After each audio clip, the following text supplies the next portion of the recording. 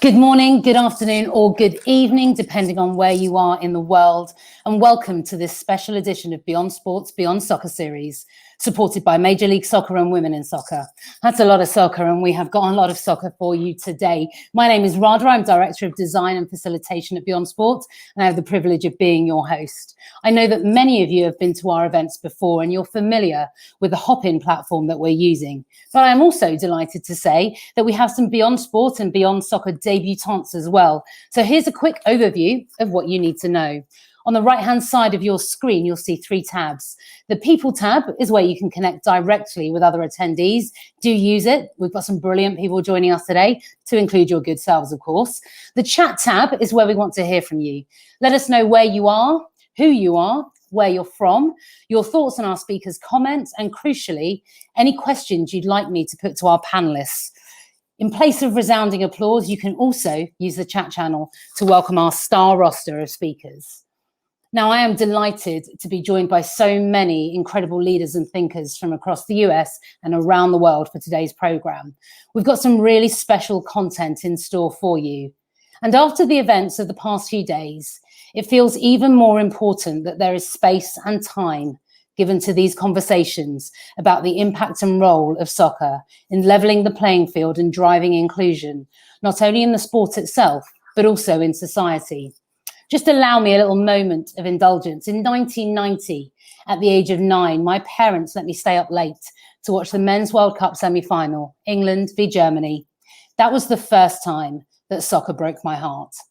It was to go on and break my heart time and time again, but in different ways, many of which were formative, and they taught me how to get back up again. But sadly, many were destructive, and they taught me that there was no room for me as a woman, not least a woman of colour, to be part of the beautiful game. And whilst I'm happy to say that instances of the latter have decreased somewhat for me, it's been clear that over the past 18 months, soccer and society's dark underbelly of racism and misogyny hasn't been shut down, despite the many, many attempts and initiatives are trying to make it so. Now, I am sure all of us here absolutely deplore the horrific, vile, racist abuse that the England players faced after Sunday's match. The messages and tweets from faceless individuals were, frankly, criminal, but just as damaging was the racism shown by Channel 7 News Australia in their reporting of the match. The issue is both institutional and individual, local and global. However, some great things are happening across the global soccer landscape, and today we are going to spend our time talking about them. We're going to kick off with a focus on the soccer movement in North America, how it's meeting the increase in popularity with an increased level of inclusivity and accessibility. We will then take a look at investment in the game with a special session from our friends over at Women in Soccer. In the second half, we are going to go global, exploring the changing landscape and what this means for both soccer and the communities we serve, before we close out by chatting to a couple of real game changers, both on and off the field of play. Now, before we hit that kickoff, whilst we have so many of you here, never a better moment than now to amplify this important conversation. So on social media, please tag @BeyondSport, use the hashtag #BeyondSoccer throughout today's discussions. All right, it's time to play. The soccer movement in North America is continuing to evolve. From its increased application as a tool to create positive impact on the ground, to the growth and evolution of the professional game. With the spotlight continuously growing in the region, our opening panel is going to explore those innovative campaigns and initiatives that are leading the way in promoting an atmosphere of diversity, equity, and inclusion. Now, remember, you can use the chat channel to fire over any questions you have as we go through this panel. And please give a warm welcome to the panel in that chat.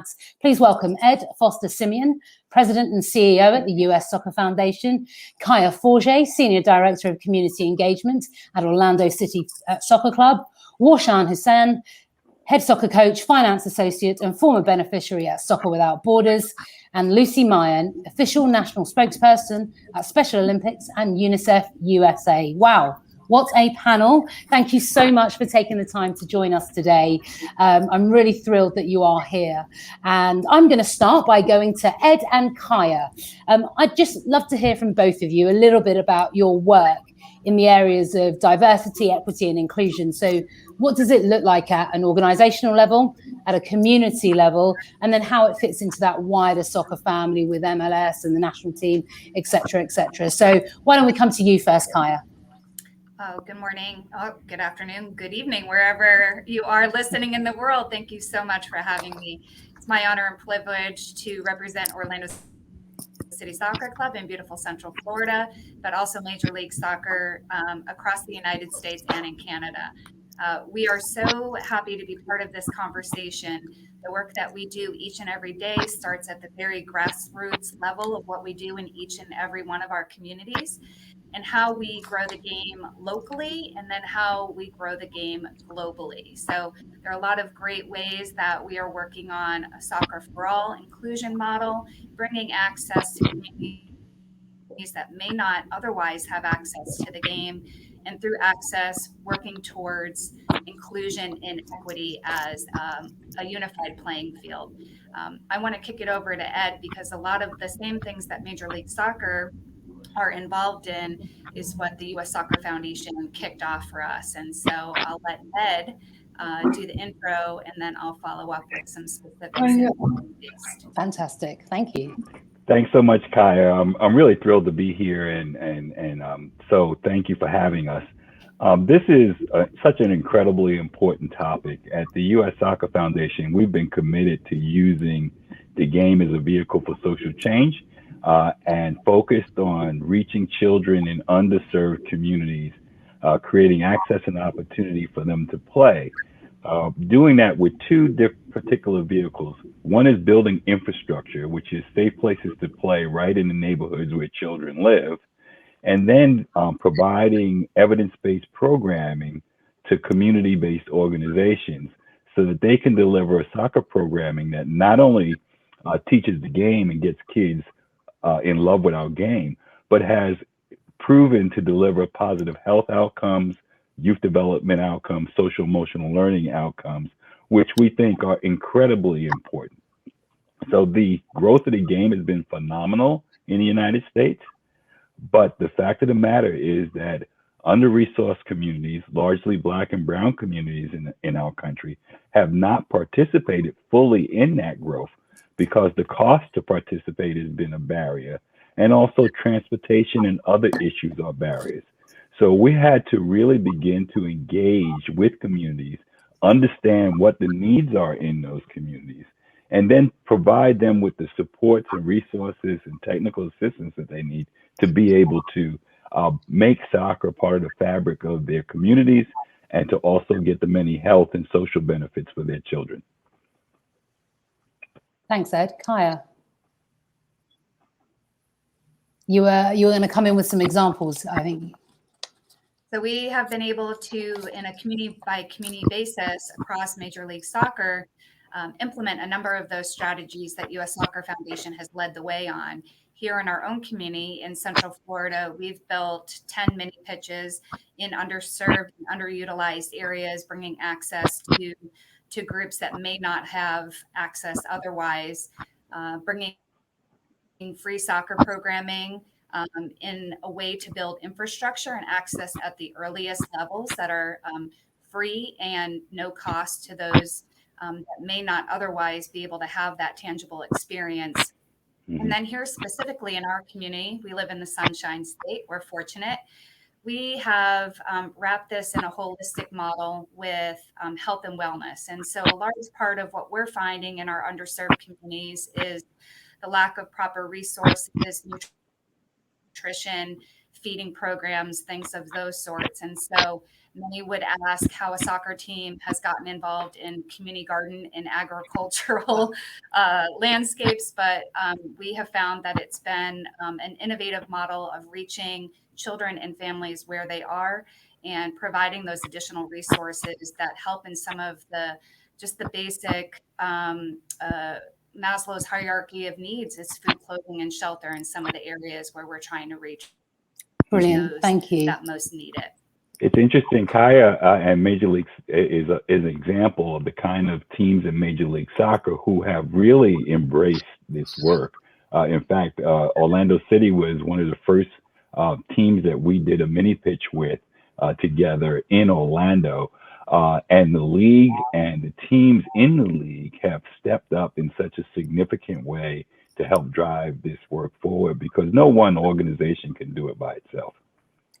Absolutely, and I think that's going to be the heart of the conversation today. These partnerships that come together, and you talked about some of the programs and the organisations you're involved in, and the beneficiaries on the ground. And I am delighted that we have two young leaders here who are both working at an organisational level, but who have also been beneficiaries. So it's a real pleasure to have both Lucy and Warshan here. And Lucy, I'm going to come to you first. Can you just share with us a little bit about your journey and how you use your voice for good through sports and soccer? Sure. My name is Lucy Meyer, and I am the official spokesperson for the partnership between Special Olympics and UNICEF, especially to help children with disabilities. And I love Unified Sports, which is a program that brings kids with and without disabilities. It makes it so that they're able to play on the same team with one another. I did both unified basketball and unified soccer. And I think I loved it, and I still do and love it. And I think it's just a really, really good way for kids with or without disabilities to be able to be on a team and play together and experience what it's like to be on a team and have teammates and do all the things that we love to do. Thank you, Lucy. That's great. I'm going to ask you a few more questions about Unified a bit later on, I think. Warshan, I'm coming over to you. Tell me a little bit about your journey, your story, and what you're doing with Soccer Without Borders. For sure. Thank you, Rada. So first of all, my name is Warshan. I just want to say that I'm really glad to be here. I'm really glad to be a part of this conversation and part of this amazing panel. So to talk about my journey, I would have to go back. So I'm originally from Iraq. I was born and raised in a small town called Anbar back home. Life there was pretty simple. It's a small town. Everyone knew each other. We all loved soccer, just like how in America you grow up playing football or basketball or baseball. Back home in Iraq, it was just soccer. That's all we had. That's all we all did. So growing up, I was always playing the game. I grew up loving it. But till that day came when the war started between the U.S. and America in 2003. Life started to turn around a bit. It was really tough to live there, to even have a childhood as a kid. You feel like your childhood was being stolen. Couldn't play a lot of sports. We barely could make it to school. I remember to go to school, we had to cross this street that was guarded by a sniper every single day. We have to say goodbye to our parents to literally make it to school. Teachers would wait on one side. Our parents would wait on another when we have to cross one by one. So life was just so tough, but then it wasn't worse than seeing my dad getting kidnapped when I was 11 years old. And that's when, we spent every minute after that looking for his body. We knew he was gone. So we spent every minute just trying to find a closure to literally just at least bury him. But luckily he came back. He was tortured from head to toe. And we were forced to leave Iraq. We had 24 hours to leave the whole country. So my family and I did. We left to Syria, and that's when, as a kid, I didn't understand why me, why my family, why my dad, why would we have to leave my friends, my home, my family. So in Syria, it was just, I was going through a lot. I was struggling in school, couldn't make friends. Yes, they speak Arabic in Syria as well. And we left in 2006. So I was in fourth grade. I was about, I guess, like 12 years old.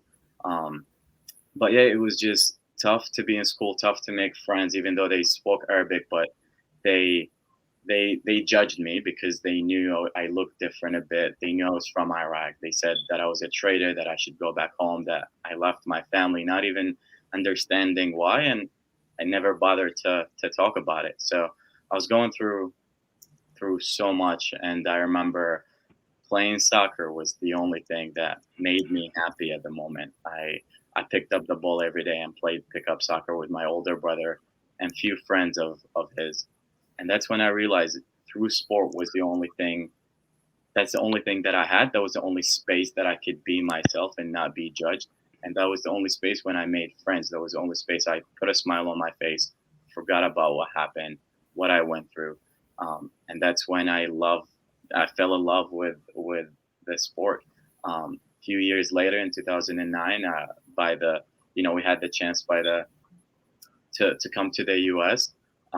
Through the refugee resettlement here, and my parents picked up to come to Baltimore because they were suggested to come here from my dad to see a surgeon here at Johns Hopkins after what happened to him. He couldn't really walk, so yeah, we came to Baltimore, and for the first time, this was actually a choice for us to be in the U.S. It wasn't like we were forced to, but it was 10 times harder being here than being in Syria. I didn't know anything about the culture.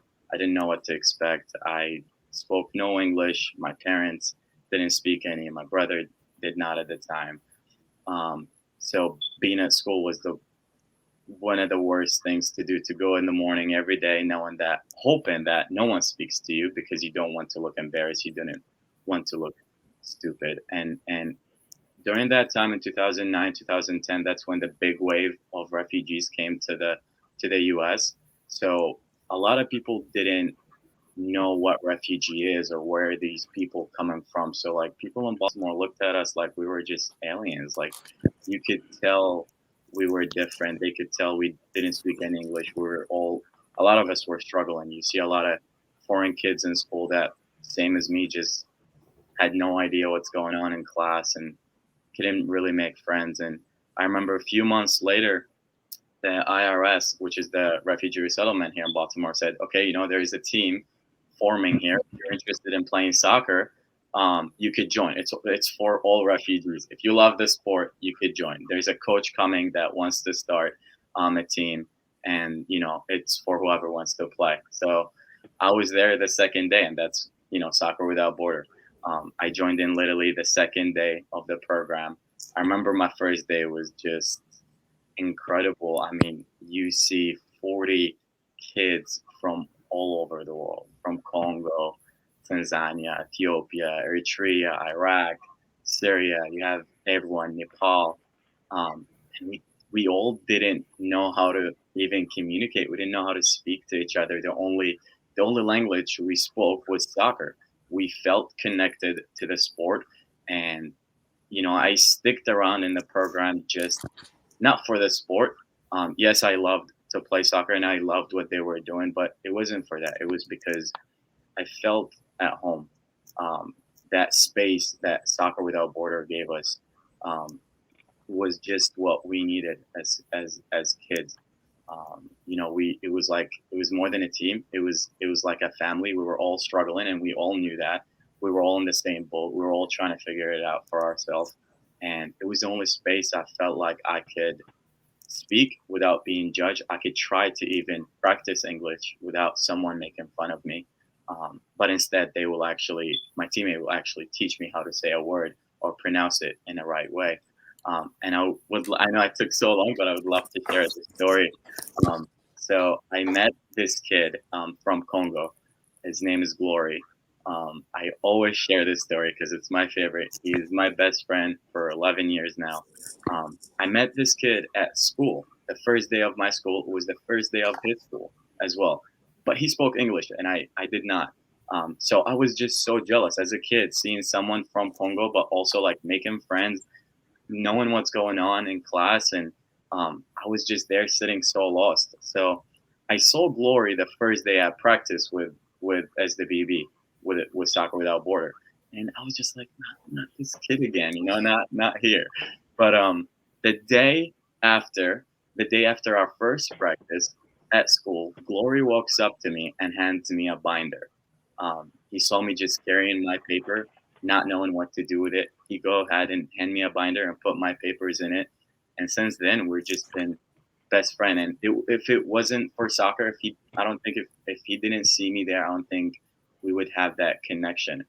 Since then, he was the reason why I learned English. He's the reason why I was speaking to him every day, and he would teach me, he would make me watch shows and movies with him just to learn English. And yeah, it was just like a family. I went through it from middle school all the way through high school. And it was just because, like I said, I sticked around because of how much they did for us. As a refugee, when you come here, especially in Baltimore, a lot of kids go toward negative things. People join gangs, people start doing drugs, and there's more in Baltimore. It's a messy community, and if you don't have something to be occupied with, like soccer, and how Soccer Without Border kept us busy, kept us making us better leaders in the community. And that's why I love being there and Amazing. Be there every single day. Thank you so much. Roshan, thank you for sharing that with us, that entire story. And one of the most striking things is the moment you started talking about soccer, you lit up. And to everyone that's listening, we work in this industry day in, day out. We talk about sport for good, and sometimes we just talk about it. So maybe just everyone take a moment, and this is the reality of it. That's the difference, that the soccer is working as a vehicle in so many different ways. I'm really grateful to you for sharing that with us and lighting up the way that you did, to remind us that these aren't just sentences we say, these are lives on the ground. And thinking about the fact that the US Soccer Foundation being established on the back of the 94 Men's World Cup, thinking about the fact that it was there to ensure that people had the opportunity to engage in a sport that perhaps hasn't been first on the list. That's a lot's happened in that time. And if we think about everything that's, even geopolitically, everything that Warshan's just shared that's happened in those many, many years, how have you had to evolve as a foundation to meet an evolving and changing community demographic? Well, we've evolved just based on the reality. The foundation was created after the '94 World Cup. We focused on providing grants for programming and fields, and have funded projects and programs in all 50 states, and invested tens of millions of dollars in getting the game, helping the game get off the ground, and grow its base. But around 2008, we looked at the landscape and realized that the game had done quite well in middle class, more affluent suburban communities where the pay-to-play model had taken hold, and if you could afford to write a check, there were abundance of opportunities for you to participate and play. But we realized that children in underserved communities had been left behind. And I had the good fortune of having a board that was very open to the best way to engage in that space. First of all, we made a commitment. We shifted our mission to make our top priority providing access and opportunity for children in underserved communities, which was a big change for the organization.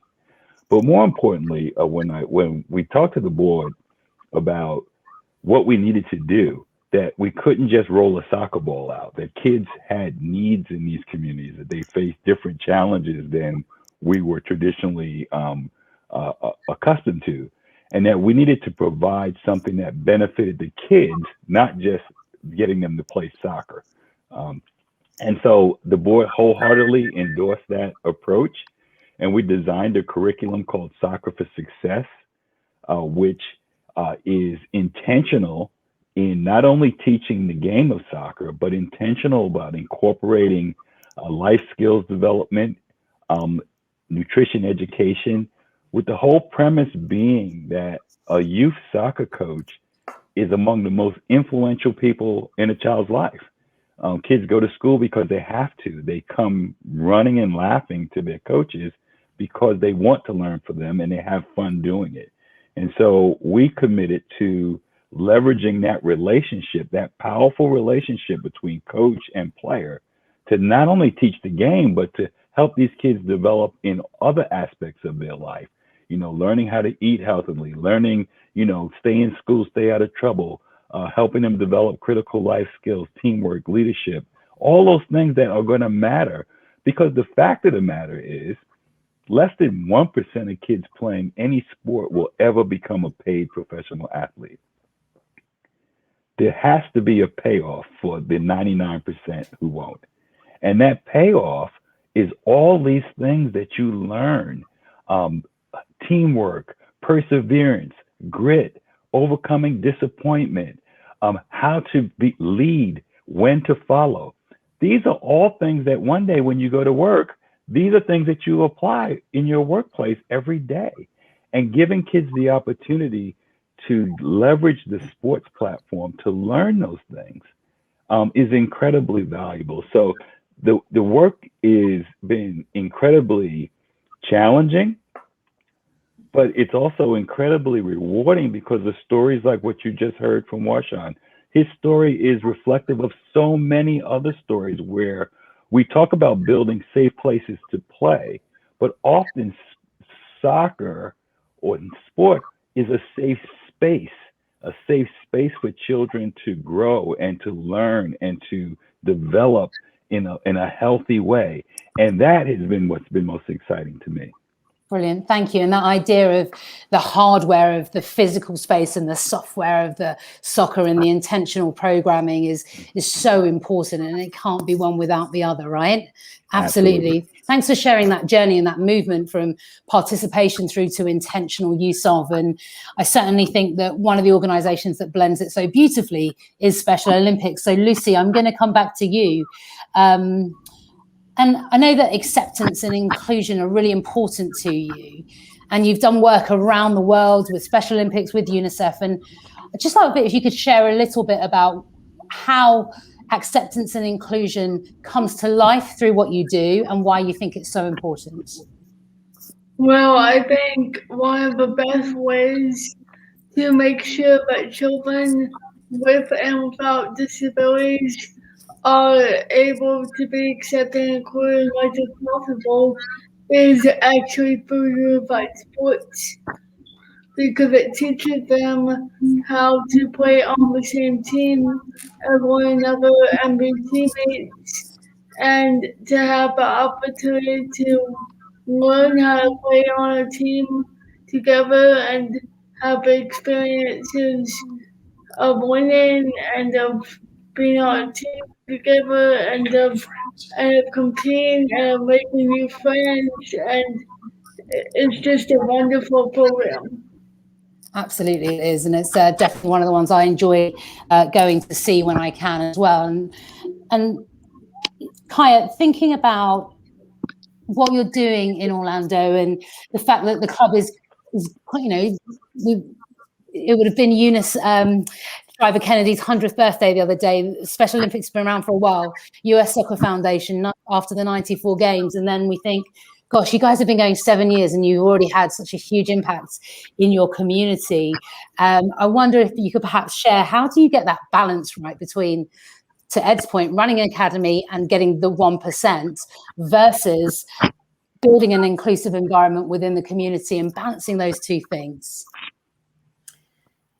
You got that right. I have the greatest job in the world. I can't believe every day that I get paid to do this. I grew up playing soccer. The game gave me so much as a young person, and I had the opportunity to learn and to travel and to develop as a young person and to play at the collegiate level and then a little bit professionally. And when I was coming up, I never knew that this was an actual job. I didn't know that I would be able to take my love of serving others and serving the community and working in nonprofit and community development and couple that together with working in professional soccer.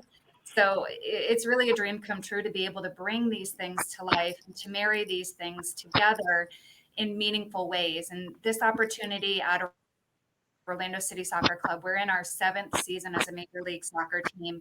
And our goal coming into this community was to be a community partner, to be a neighbor, to be part of the fabric of what makes this a great place to live, work, and play. And I know across many of our teams in Major League Soccer, they have the same ideology. So us community relations professionals, we're very collaborative and cooperative, and the competition happens on the pitch, right, with our players, but as part of the game. But the fabric of what makes the beautiful game beautiful is that all of us are working together to make each of our communities great places to live.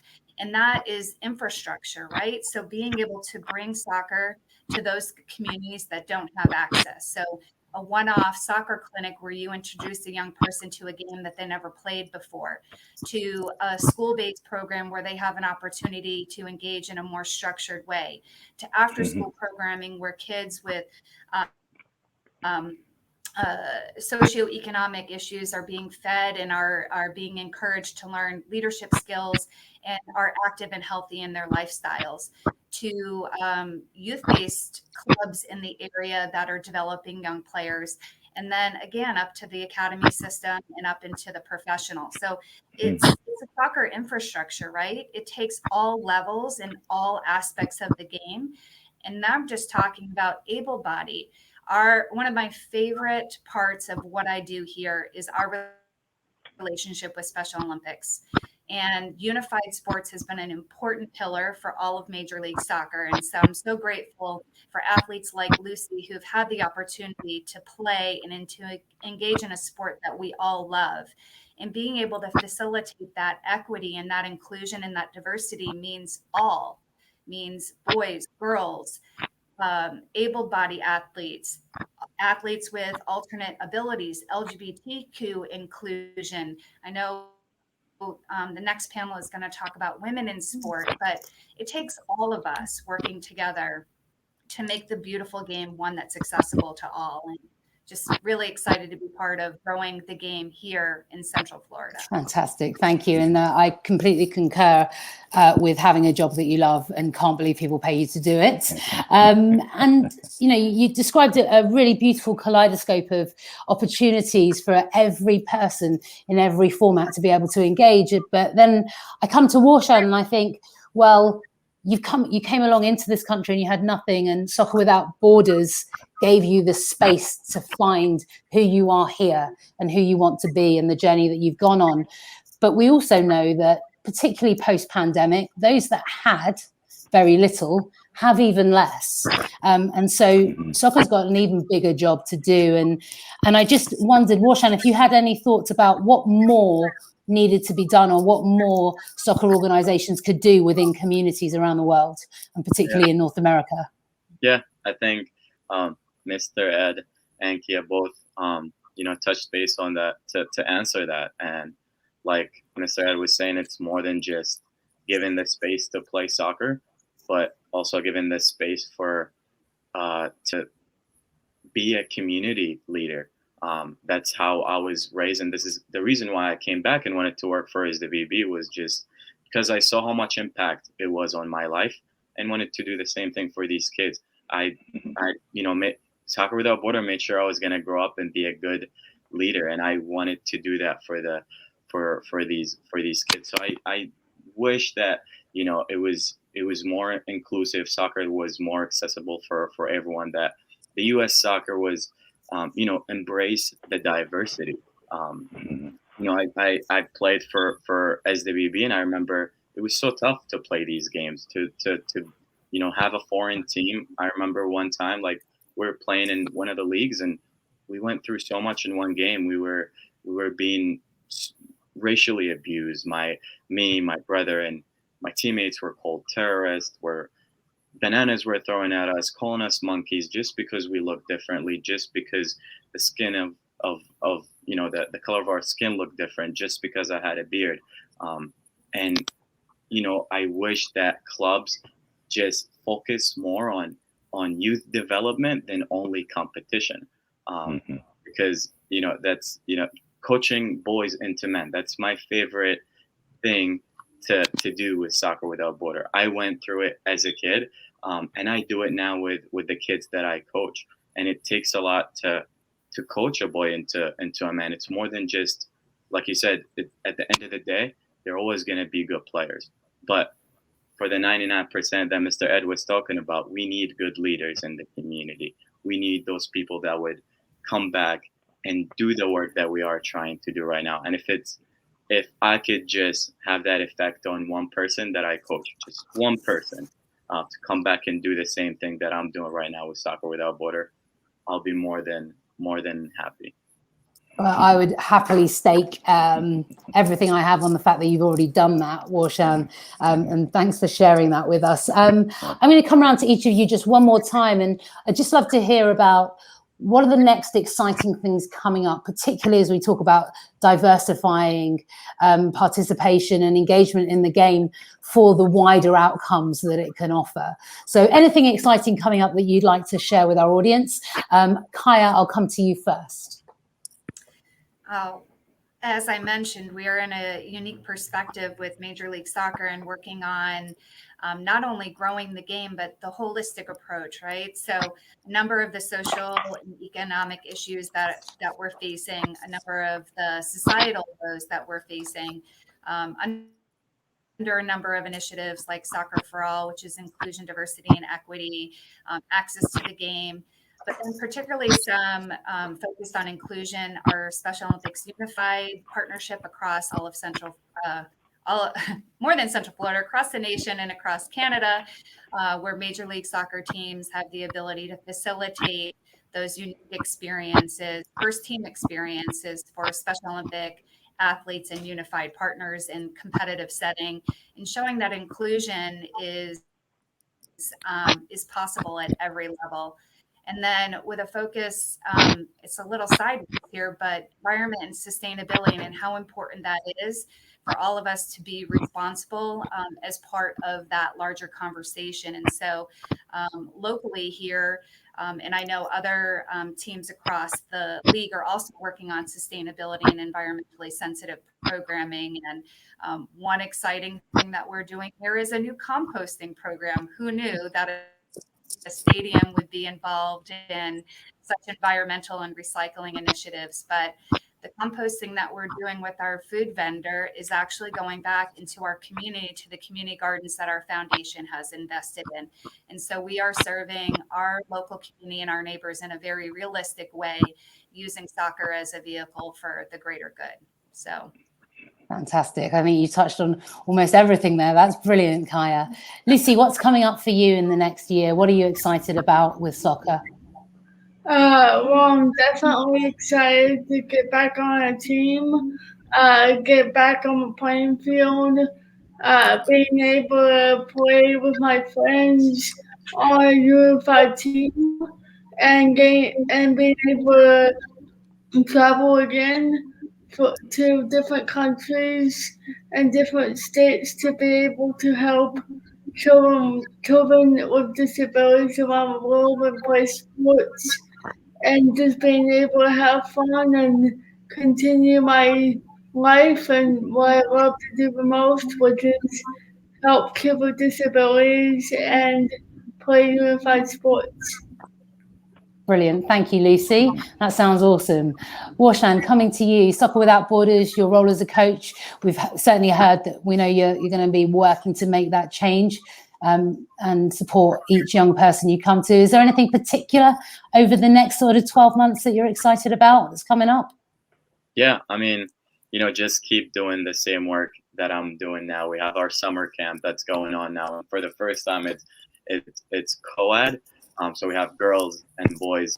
In the past 2 years, it was only boys. Girls were so afraid of showing up and playing soccer, but this year we have more girls than boys, which I've expressed my feelings to even my team here in Baltimore, that I'm just so happy to see so many girls coming in the game, because it's so difficult for foreign kids, especially girls, due to religion reasons and cultural reasons, that for women is so different for them. It's so difficult for them to play sports, to especially with boys as well. So to see that just makes me happy, and we are pushing more for women to be included in the game. And yeah, just keep putting a smile on the kid's face. You know, just having that connection, like Mr. Ed was saying, it's the connection that coaches make with the kids, and that's what I love to do. You know, telling them my story, knowing that I was once in their shoes, and for them to hear that and to tell a kid, you know, a new kid here that recently arrived, to tell them I was once in your shoes, and you're gonna learn English, you're gonna make it, you're gonna go to college, and you see the smile on their face because you just give them that little hope.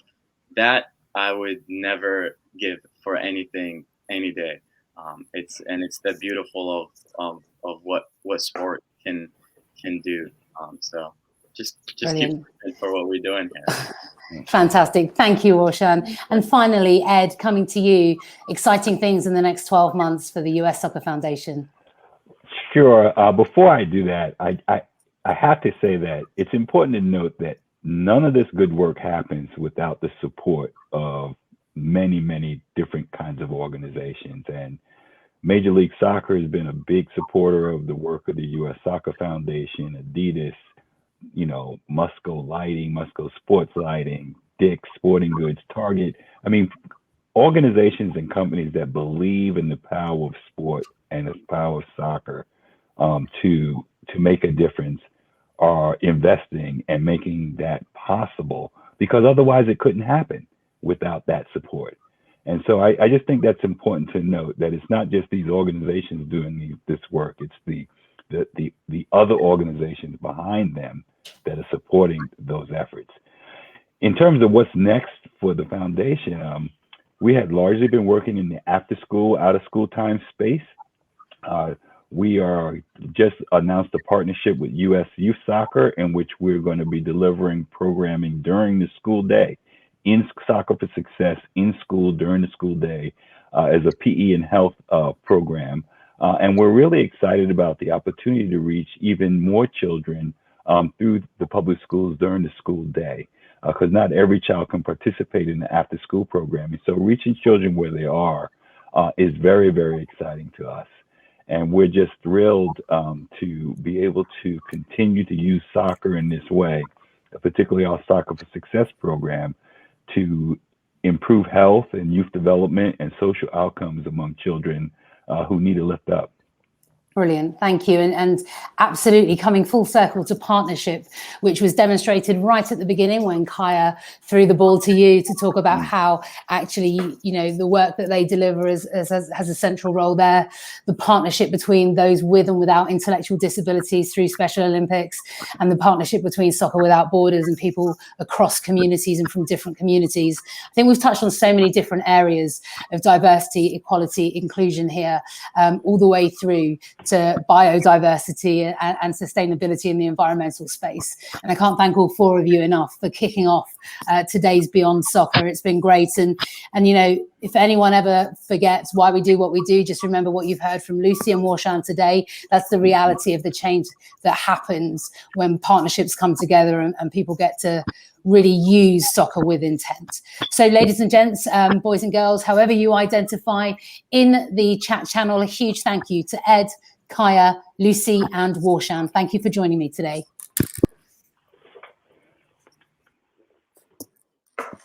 Brilliant. I loved chatting to those four, and you will be happy to hear that you won't be hearing too much from me for the next bit of time, because over the past few years at Beyond Sport, we have been honoured to collaborate with Women in Soccer. It's a growing community of women and allies united by the inclusive spirit of soccer. They are connecting, inspiring and empowering women on and off the field. And it really is a thrill for me to be able to say that Brandy Chastain, two-time World Cup champion, Olympian and coach, and a founding member of Women in Soccer, is going to be steering a special edition of Brandy's Corner for us. She is going to be talking to Chicago Red Stars owner and ESPN rock star Sarah Spain, as well as pioneer Maggie Murphy, the newly appointed CEO of Luz FC, a community-owned non-profit football club and the world's first to distribute revenue equally between its male and female team. And I might add, it was a great personal joy for me to be able to buy my 5-year-old goddaughter a steak in Luz FC, as well as my own. And we also have a last-minute player in off the bench to join us as well today, Danielle Satan, who's joining us this morning former US women's national team player and Olympian. The list of accomplishments of these four incredible women is so long, and they all have incredible insights, and I think they want to talk to you about their insights more than their achievements. So it's a real pleasure to hand this one over to Brandy and her trio of superstars. It's all yours, Brandy. Well, thank you very much, Radha, and thank you everybody for being here for this unique Brandy's Corner.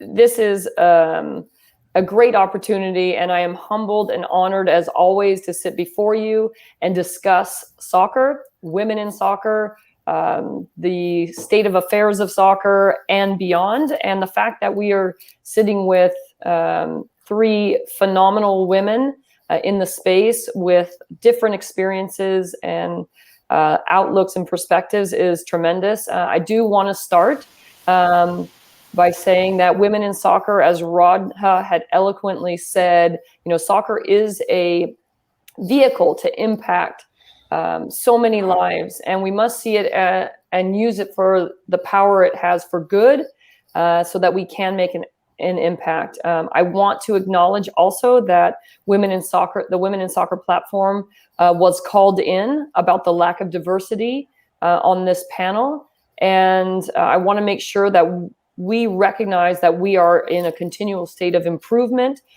in this space. And we know that inside the ownership space, it is unequivocal that BIPOC women are the most marginalized.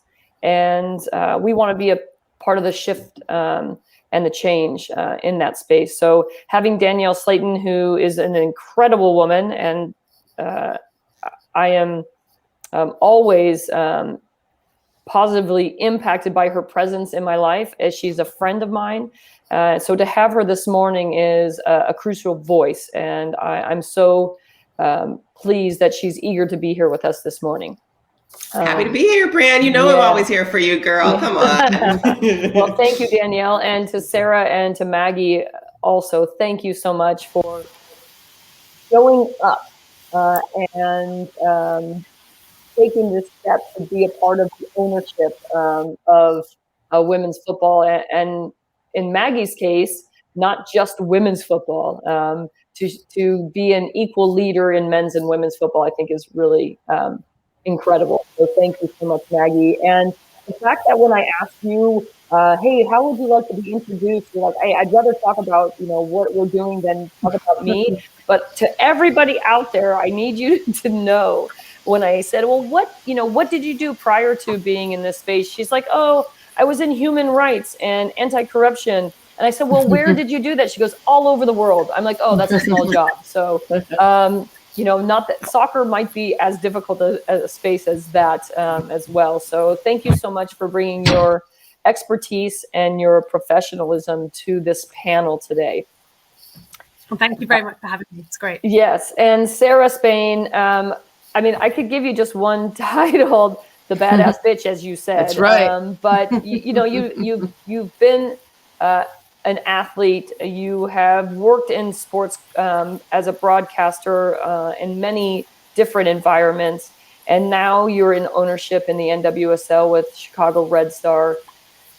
So I will lead now into the conversation by asking how, this is for all of you, how has your previous experiences led you to seeing the value of the ownership side of sport? And I will start with Sarah. Yeah, it's interesting. I've been a female my entire life. I've been a female athlete my entire life. Then I was a woman working in a male-dominated industry. And at every turn, I guess I've grown more and more frustrated with just the barriers to participation, starting out young. And then later just sort of accepting, and that's something that I've really had to, over the course of my life, become more aware of the ways that things have always been and why that's not always okay, and then be intentional about trying to change them. And actually, Abby Wambach, one of your teammates, is one of those that kind of changed my mindset. In her book, she talked about, if there isn't a seat at the table, don't just pull up another seat, just build another table. And that's what Angel City FC did with their ownership group, the expansion team in the NWSL. They aren't actually competing until next season, but there've been a lot of conversation about them. And in interviewing Abby and her wife Glennon, who are two of the like 60 incredible owners of that team, I thought to myself, why have I always imagined that ownership has to be like one rich white dude in a monocle with like a yacht who has like millions and millions of dollars from every other job and then just buys a team for fun and presumably for tax breaks and ways to hide some of their billions?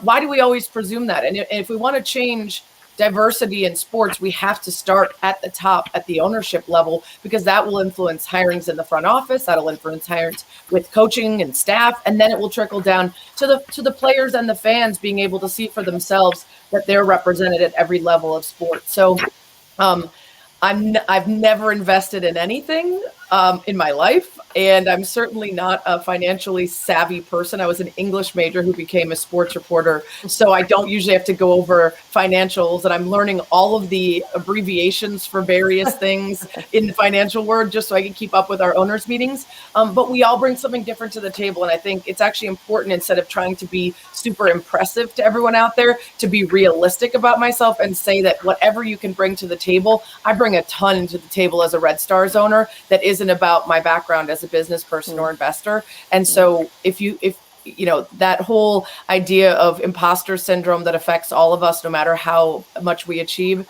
don't let that prevent you from considering trying to branch out into maybe not sports ownership if that's not your thing, but so many other spaces that need female leadership and are often short it because we don't believe in ourselves the same way. You know, an average white guy thinks that he should be president. Maggie? Yeah, well, there's lots of similarities. I guess the first instance that I can recall is being a teenager playing football, and then suddenly the men in the Football Association deciding that the women's team were not allowed to participate in the tournament because they couldn't be bothered to fund the men. And even though we were going to fundraise for ourselves, because that's what women always did, they were going to stop us from even participating, even if we were going to fundraise for ourselves. And I was like, why and why did they make the decision? And then later on, these kind of instances would happen all the time. Like, who's making decisions? Who has power? And why is it that even though it seems clear that it would be a great idea to have more women or more girls playing or doing something, we're constantly getting blocked. And then, as Brandy mentioned, I've spent a long time working in anti-corruption, and I would meet young women who were playing football who had very similar stories. I remember one young woman from Lebanon who just described winning the national tournament, being in the changing rooms and celebrating because they were given a cash prize, and they were like, what are we going to do with this cash? And they were so excited because they didn't have funding either, and this was their way to actually get hands on their own cash. And then a man walked into the changing room from the Football Association, took the cash and said, I'll look after this for you. And of course, they never saw the cash again.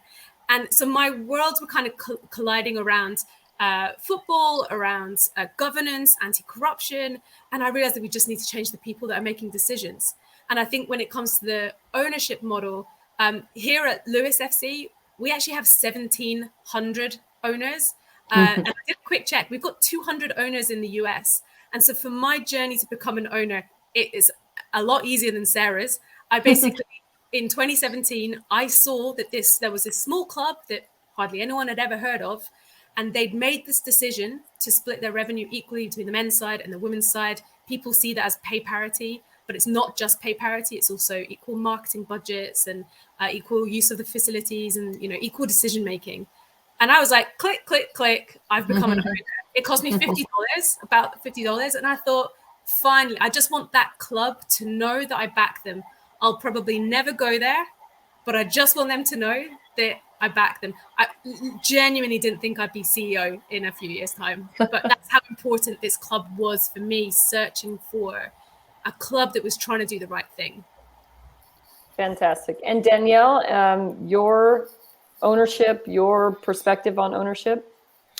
I guess for me, I think it's such an honor to hear like Sarah and Maggie and be on this panel with you three, because to me, I feel like I'm really been inspired by the women and the people who have come before me. And it maybe hasn't been that much longer before me, because this is kind of I feel like a new revelation in some ways, that all of us are kind of stepping into our power and saying, hey, I can do this. You know, I belong at this table just like the next person or the average white guy or whomever else, right? And so I feel like I have been really inspired in, you know, looking at the women before me who are continuing to take a bigger leadership role. I think for a long time, right, I played soccer and I saw myself as a soccer player. Like that was it. And other people were in charge and other people made decisions and I just kicked a soccer ball. And I think over probably the last, couple of years, maybe I'm just getting a little older and wiser and more confident. You know, we've had this Me Too movement. We've had all of this racial injustice discussion. I mean, the pandemic, like there's just been this crazy time in our history. And I feel like I'm just called, right? Like, why not me? Like I have a bigger role to play. I have a bigger voice in the world than just kicking a soccer ball. I have more to give to the world than that. And I feel like a lot of women, a lot of minorities are starting to find that. And I think for me, it's been a real inspiration to see those come before me and to just kind of put my big girl pants on and say, look, like I'm going to show up here for somebody else too. And I'm going to be a role model for the next generation. And this is our time to make a bigger difference in the sport. This is our time to make a bigger difference in the world. And soccer is the way we're going to do it. Wow. This is such, I mean, I am like overwhelmed by the three of you because I think it does take a lot of courage in the space when the space doesn't look like you or it doesn't sound like you. And I want to also say that if you are just kicking the soccer ball around, and that's okay, right? Like if that is your thing, that is your thing. You know, not everybody will be an owner, but to the three of you, if you are inclined, if you do feel that, you know, how would you encourage other women to start their journey towards ownership? What would you say, maybe one bit of advice you'd give to them, Maggie? Yeah, so for us, obviously, it's very democratic. So anyone can become an owner. Like I said, anyone in the US can become an owner. So it is a little bit different. However, for me, that governance piece is the most important thing. If you see things that are not working or not quite right, it is about taking that step and saying, do you know what, I'm going to sit on this board. Even if it's your grassroots team, you want to be in there because you want to be wherever decisions are being made. That for me is the key thing. Everyone has agency. So it has to be possible to step up and say, you know, I don't like this. I'm not going to moan. I'm actually going to step up and put myself forward. And I think that's how it will be able to crack that next step. Yeah, I want to build off that because I think, can I build off that quick? Because it's so right. One of the things about social media that's great is that you can be connected to people all over the world. You can learn a lot just at home. You can interact with people who are different from you. But we also, I think, have believed too much in the fact that we think we're really doing something by posting something. And we are losing that decision making that says, I'm taking this offline and I'm going into the spaces around me, no matter how small, to make a difference. And sometimes doing those things can lead to bigger and bigger opportunities to be where decisions are being made. Like Maggie said, you know, I am not a former soccer player. I love soccer. I love watching. It's definitely not my wheelhouse. So the fact that I own a soccer team is entirely based on me going to some Red Stars games, loving the product, and saying, I'm a woman in Chicago in a very, very packed sports space. How do I get other people to be aware that Julie Ertz and Alyssa Nair and these world-class players are right in their backyard when there's, you know, 2 baseball teams, a football team, a basketball team, everything else. So I said, okay, I'm going to throw a big party at a Red Stars game. I got the beer, I got the pizza, I got the Malort, which is a terrible Chicago drink that no one should have unless someone makes you do it as an initiation to get to the city. And you guys buy your tickets and come party with me for a couple hours before the game and we'll all go in. I got to meet the majority owner of the team by throwing that party. wrote a story about the World Cup bump that the team was getting in ticket sales. I was proactive about the ways that I wanted to write about and or support as a fan this team, which got me into those spaces and made them think of me as they're looking to expand this ownership group. So there's nothing too small. It could be coaching a kids team. It could be joining a local board, whatever that is. It might feel really like too far away to be an owner, but you start with the smaller steps. You put yourself in the spaces with those people, and that's how you open up those opportunities.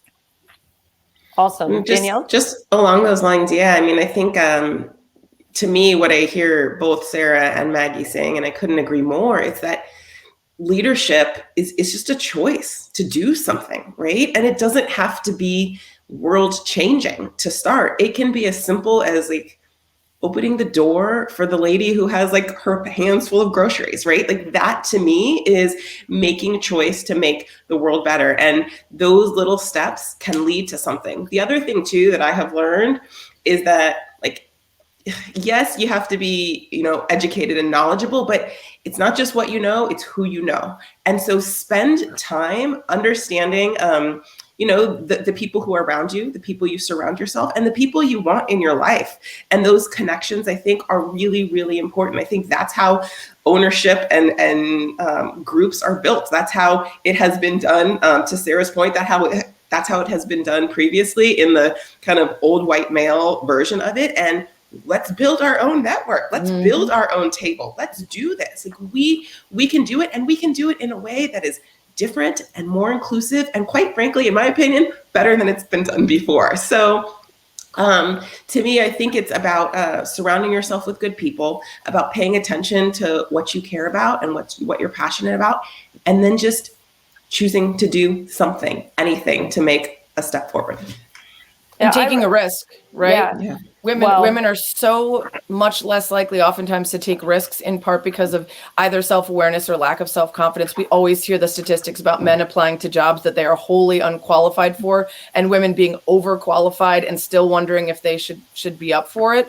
I think that applies in these cases too. One of my colleagues, Dominique Foxworth, was on the NFLPA and went into these meetings assuming that people like Jerry Jones and these owners were going to be so much smarter than him and so much more. Nah. It wasn't that. They had the confidence and the self-belief, whether valid or not, to walk into those spaces and believe everyone should listen to them. And oftentimes I think women are too hard on themselves, and we don't offer ourselves up for big opportunities because we don't think we belong. Meanwhile, there's plenty of people in that room that are less qualified, have less to bring to the table, have less to offer, and we just take ourselves out of the equation before we give ourselves a shot. Yeah, I think we have to, as you're saying, I think we have to value ourselves and see ourselves as a very valuable piece of the puzzle, that without us, it's not complete.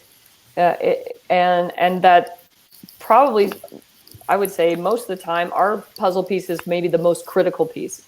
And that's really important. And to what you've been saying, not just what you know, because we dive down deep, right? We get the information, and the who you know piece, doing it how it's kind of been done, but in a way now that's mindful about inclusion as opposed to exclusion. I think that's really something that is unique. And maybe, Maggie, you can give us an inside look on the day-to-day on what Lewis FC looks like and how it operates, and maybe we can learn about that parity that you just said something just a moment ago, pay parity and equal, like what does that look like? Because I think we all need to know that picture. I think the one thing that we've really tried to do in our marketing, when we're thinking about who we're trying to approach, we have a whole target audience, which is the unwelcome. So those are people that actually like football or might like football, or are people that like football but have never been to a match because they've never felt football was for them. I don't know to what extent that's a British cultural thing. You might have seen a lot of the racist abuse that has been in the UK media in the last few days around our European Championships. But football has been traditionally quite a toxic place to be. And we're like saying, hey, you know how some people will have like, I don't know, marketing campaigns where they're like, you're welcome. We're literally like, no, come on in. And so we'll actively find communities and bring them in. And I don't know if you guys have the Women's Institute, but the Women's Institute is a group of elderly women, usually in their 60s or 70s. We actively went out and brought them into a football game. They're all, it was the first time they'd ever been to a game. they baked a cake. They brought a cake. They were sharing the cake out. It was that kind of thing where people are like, that is awesome. and they were kind of like, what you mean you don't bake cakes and you don't bring cakes to football? And you're like, well, maybe we should. Maybe we should. So we're playing around with bits and pieces around the match day. We've got things like Prosecco on tap because we're just being a bit playful and just seeing what works and what doesn't work. And we noticed that Prosecco gets drunk at men's games, not just the women's games. So there's lots of little things that we're doing around that. And I think, Brandy, to your point about inclusion, I mean, even from a commercial side, why not? I mean, it's nuts. When we started with the equality side of the club in 2017, our attendances on the women's side were pretty low. Within 2 seasons, we'd quadrupled. Within 3 seasons, they were the same as the men. So that's a whole new set of revenue coming into the club. And from people who and there were definitely people that were probably a bit unsure about this whole equality thing because it was a bit affronting. I think they've soon realized that we were able to bring in new partners and sponsors specifically because we were taking that approach. So I think match days are a little bit different, a little bit unique. We're never afraid to try something. We've changed the food quite a lot in the ground just to see what works. And it turns out that people don't always want a flabby burger and chips, and they're actually quite like loaded fries or Mediterranean food or Middle Eastern food. So we're just trying everything because there's no rules. And I think that comes back down to thinking, I don't want to work to somebody else's KPIs or indicators. We're creating our own. No one is telling me how my women's team is to be successful. We're deciding what success looks like. And that all comes down to who's making decisions. Can you give specific examples to the commercial side of who is investing? Because I think calling out those names is important. I'll do that before you answer. I'll do that here in the U.S. Visa has been an incredible partner for the U.S. Women's national team because they stood up to U.S. soccer in a good way to say, we want to sponsor your organization. We value football or soccer in this country, and we want to put our money where our mouth is. But we want it to be spent equally. And in the beginning, U.S. Soccer said, we decide where money is used. And Visa said, well, then do your business with someone else. And U.S. Soccer said, well, okay, we'll do it equally. So I think it is very critical. And, that's not to, we're all learning and we're all evolving. This morning, admittedly, Women in Soccer platform didn't get it right. So we all have to recognize we're not perfect. So like Visa, who are the people who are having the vision and working with you because they see a model that is different, that does maybe ask the Women's Institute to bring cake and that you have Prosecco on tap? Yeah, so we've got some brilliant local partners. So we've got Harvey's, which is a big brewery in the UK. They've been a partner for a long time, and lots of local businesses. The ones you might have heard of over in the US would be Kappa, our kit sponsor. They've been fantastic to the point that they helped us design a bespoke kit for our teams. And that actually ended up being in the football museum, the National Football Museum, in one of their top 20 kits for the season. And that was just because Kappa was like, well, you don't just get one off the peg, we'll design one for you. And their brand has the man and the woman back to back. So it kind of worked really well. Another one, which was a game changer for us, was Lyle & Scott, which is a fashion brand, a big fashion brand, mainly across Europe. And they wanted to partner with us because of our equality side and also because of our community link, having those owners, having that democratic voice, and also because they like our quirkiness, the fact that we do have beach huts instead of directors' boxes. Those little things, they're like, yeah, we can get on board with that kind of thing. Another one is Lucozade. They've been really good to us as well. So there's definitely some brands that have been coming in because they support what we're doing and the vision and the focus. Some of them have described us as the future of football. And I kind of like thinking about that because that it's going to be what it's like elsewhere. It's just that we're kind of here first. That is exciting to me, and I'm glad that you spoke of the names and the quirkiness, because I feel that that's something that we all need to embrace. And I would say even for us, Sarah and Danielle, as us as looking at being potential owners, and Sarah as an owner in the NWSL, we do need to look at things in a different manner. I think we don't need to look at the models that have existed before and say, okay, well, NBA or Major League Baseball or the NFL, even though wildly successful and have a certain place, it's not how we have to do things here. And oh my gosh, I'm like listening to Maggie and I'm like I know. writing notes in my head of all the ways that we need to think outside the box. And there's this incredible new project called the Fan Project coming out of Angela Ruggiero, who's a multiple-time Olympian, and she created this company, the Sports Innovation Lab, that helps all sorts of leagues, men's and women's, but specifically did a fan project looking at the way people who watch women's sports fan differently. And in talking to her and in reading the project, we have to remind ourselves that whatever model exists was built with the intention of serving men, by men. And so the idea that we just create something that looks the same for women's sports and for fans of women's sports is silly, to be honest, and a little bit lazy. And listening to Maggie has me thinking of all the ways that we need to change our approach to understand not just that it might be interesting and different and fun for people who don't like the way things have always been, but also because it will make people who do not feel welcome at those spaces for a variety of very good reasons believe that this is a different kind of place.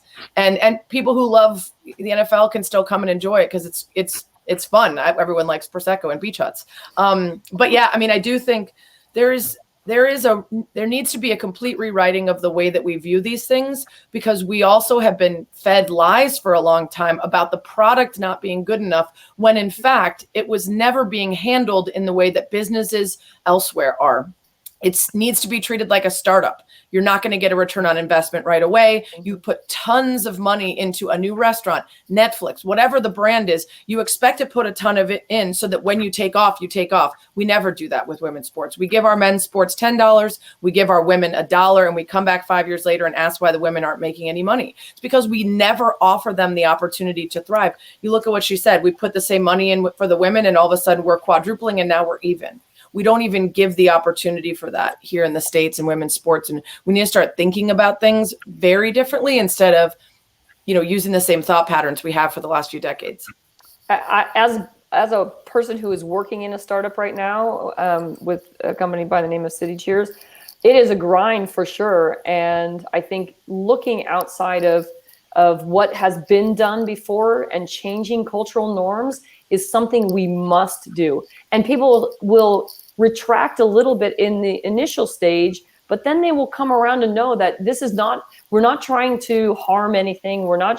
We just want to give an open perspective on how things can look in the future. Danielle, if you have anything that you'd like to add, we're going to be wrapping things up. I just am so happy about this conversation and wish it could go on forever. I think, thanks, Brandy, again, for hosting this wonderful panel. It's been fantastic. The only thing I have to add is that you guys are awesome. And I think instead of scarves, we should all get capes. Like instead of the soccer scarf thing, let's just all have capes because we're badasses. I like That's my random idea. Yeah. It could Or be tutus. terrible. I saw Sue Bird rocking a tutu and I was like, we need to wear more of those.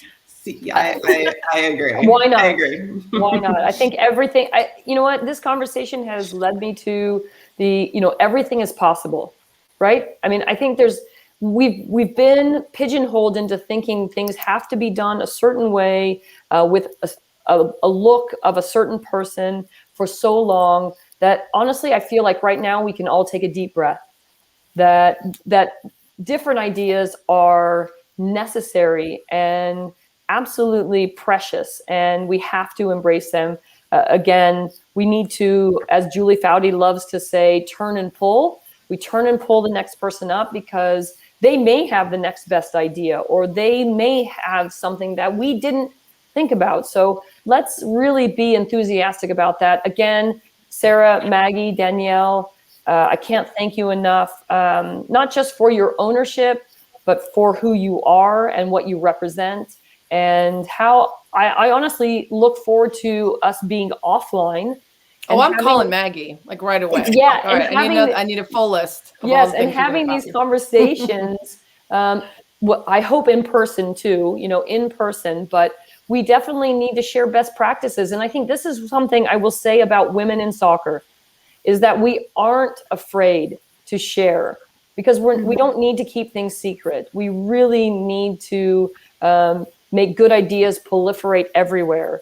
And so It's like I remember with the national team, when I'm literally lining up against someone who is challenging me for a position on the field. And my job is to make her better, because when I make her better, I'm pushing myself, and then I get better. So let's all get better together. Everybody on the Women in Soccer platform, inside the game of soccer, inside ownership, let's all be a part of the change that we all hope to see in the future. So thank you all so very much. Georgie and Beyond Soccer and Radha, can't thank you enough for this conversation. Thank you to all four of you, and Brandy for steering it in the same way that you did on the field of play. There were so many gems in there. And I the biggest takeaway is just imagine, for everyone listening, how different board meetings must be with these four powerhouses in them. The variety of that conversation. Just a couple of gems that I'm just going to pick out. Don't pull up a seat, build a new table. I know we stole that from Mia, but it's still worth repeating. But, you know, leadership is a choice to do something. And I also choose the cape. And finally, I am thrilled that my 5-year-old goddaughter's first game will be at Lewis. And I'll be coming down there to see you. So thank you to all four of you in the chat box. Please give them a huge, huge round of applause to Brandy, Sarah, Maggie, and Danielle. Thank you. And Maggie, I think your number. There we go. Saved by the bell. Wow. What a panel, and great to diversify the nature of conversation we have around ownership. And we will pick that up again towards the end of today's program, when we have the sporting director of Angel City FC joining us. So we made a short hop across the pond there with a UK and US panel. But of course, soccer is the world's most global sport. And our next panel is going to take a more global look at the game in this rapidly changing landscape, how it continues to be leveraged in new, more and different ways to have those positive impacts on communities that we've talked about. As ever, fire some questions over and we'll try our best to get to them. Now, I have been lucky enough to work with all three of our next panelists in various different jobs over the last 20 years. And they are not only great humans, they have superb insights that I hope that they'll be sharing with you today, and they all have really big hearts. So please give a huge chat channel welcome to Abhijit Bas, the CEO of Slum Soccer, dialing in from India, Ruth Shaw, General Manager at the Premier League Charitable Fund, and Matt Parrish, CEO of the Liverpool FC Foundation, the greatest club in the world. Sorry, I don't know where that came from. I had to say it. And you'll never walk alone. Welcome to all three of you. Thank you so much for joining us today. I'm just going to kick straight off, really. Ruth, I'm going to come straight to you. Premier League Charitable Fund, 110 clubs that you support across the football infrastructure. And how do you apply and support them all with programming that makes sense locally? Thanks, Radha. Great to be here. And these panels so far have been fabulous. So feeling really inspired and motivated, and hope that I can share something useful too. Great question. So the 110 clubs delivering one of our program's primary stars, and as a charity, we fund 92 charitable arms of professional football clubs in the Premier League and the EFL, English Football League. And the way we do that is not just through funding. The funding is one part, but in some ways it's the least significant part, because what we also do is we invest in training, guidance, networking. We also do monitoring and oversight, evaluation and support. So actually, the network that we bring together has this fabulous reach. They do amazing things on the ground, but the role we can play to support and enable them, the intent we have is infrastructure, support, capacity building, and that's what makes it greater than the sum of the parts, I think. So to give an example of that, we had an online learning week recently where we opened up to all 110 clubs. We had 100 different club community organisations on that week of learning. We had 680 members of staff individually registered, 29 sessions with external and internal speakers, and 35 hours of programming. And that just opened up all sorts of conversations, and the club foundations were sharing with each other because they know best what happens locally. And even our national programmes, where we want them to have a Premier League look and feel, we want them to be inspiring, exciting, but they have to fit locally. So somebody said one size fits one, and that's probably true. So we can have a national programme, but the clubs, they have a unique platform in their local communities. They have a sense of belonging. They create something. I think Warshon said it brilliantly about how he felt like he belonged to something the minute he stepped on that pitch. And so there's no point us trying to work out what that is locally that's needed and required. We work through colleagues like Matt and his team and so many others to deliver a local solution with some national support. And if I take our KICS program, which has been going for 15 years this year, and pre-pandemic was reaching 70,000 young people every year, we're hoping we'll still get to 55,000 this year. But that KICS program started with 4 clubs. So 4 clubs in a pilot, working out with local police partners what was needed for community safety in their areas. And it was Manchester City, and it was Fulham, and it was Spurs, and it was Brentford. And those 4 clubs worked on something with our support, so that now, however many years later, there are 90 clubs in that programme, and they're making it work locally, but with national brand and support. So that's the short answer. That's a great answer. Thank you, Ruth. And you mentioned that, you allow the clubs to do what they do to meet the local needs. So brings me nicely over to Matt. Hi, Matt. Welcome. Thank you for joining us. Tell us a little bit about what you're doing at the Liverpool FC Foundation. Yeah, it was well chipped up by Ruth there, but so we're the official charity of Liverpool Football Club. We there's a lot of similarity in the sense I've said to a lot of people, it doesn't matter whether you're Lincoln City or Liverpool or whoever, a lot of what we do is similar, but then I think what we all try and do is add the local nuance and evolve the programs to meet respective local need.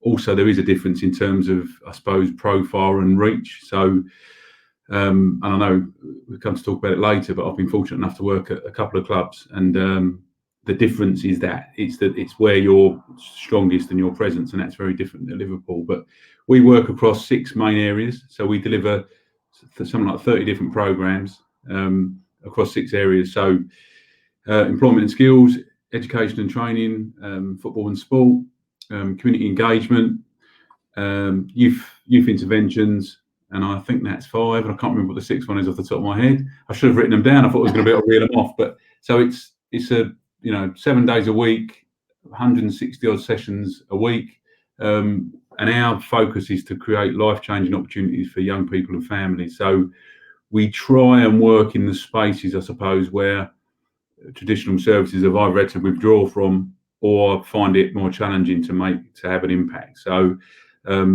and we've grown a fair bit over the last 3 to 4 years. I mean, there's a bit of a COVID overlay for all of us at the moment, but we're probably working with around 70 or 80,000 individuals a year. And probably around 60% of that are people that we directly support, and the other 40% are people that are supported through funding we're able to generate and then fund other organisations, which is probably a slightly unique nuance. Probably ourselves, Manu, and a few of the other foundations who are able to hold big fundraising events, we use that to self-finance some of our own programs, but also to support other like-minded organisations, primarily in the Liverpool City region. Fantastic, thank you. And you talked about those life-changing opportunities, and for those that need them most. And I absolutely know that for over 20 years, Slum Soccer has been using this beautiful game with intent to create those opportunities to some of the most disadvantaged communities in the world. So, Abhijit, welcome. It's great to see you. Perhaps you could share with us a little bit about the work of Slum Soccer. Hi, Radha. Good to be here, and hello to all my fellow panel members. It's wonderful to share what we do here in India at such a global platform. About Slum Soccer, one of the most recurring themes that we have observed every time we launch a new program is how eager youngsters, especially those coming from areas that need focus, how eager they are to be a part of anything that is positive in their lives. It doesn't have to be just us. Anything you go, sometimes when we just go for initial visits, the amount of love and hope that we feel they need from us is so massive from us. For most of our participants, taking part in our activities seems like the only thing that they can say as a part of their timetable. Nothing else is structured for them. When we go and when we start programs, it always starts small. The changes, they are very small but perceptible. Like, the first thing you will observe is the smile. It keeps broadening every time you meet them. The handshakes, the high fives, they become so increasingly personal. You're starting knowing their names, and it suddenly you see a boost in the confidence of people you're working with, and it just goes, it takes off from there.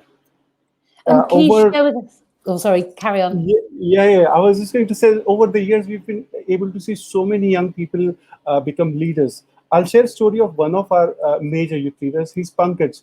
Pankaj, in 2013, was part of the team that represented India at the Homeless World Cup.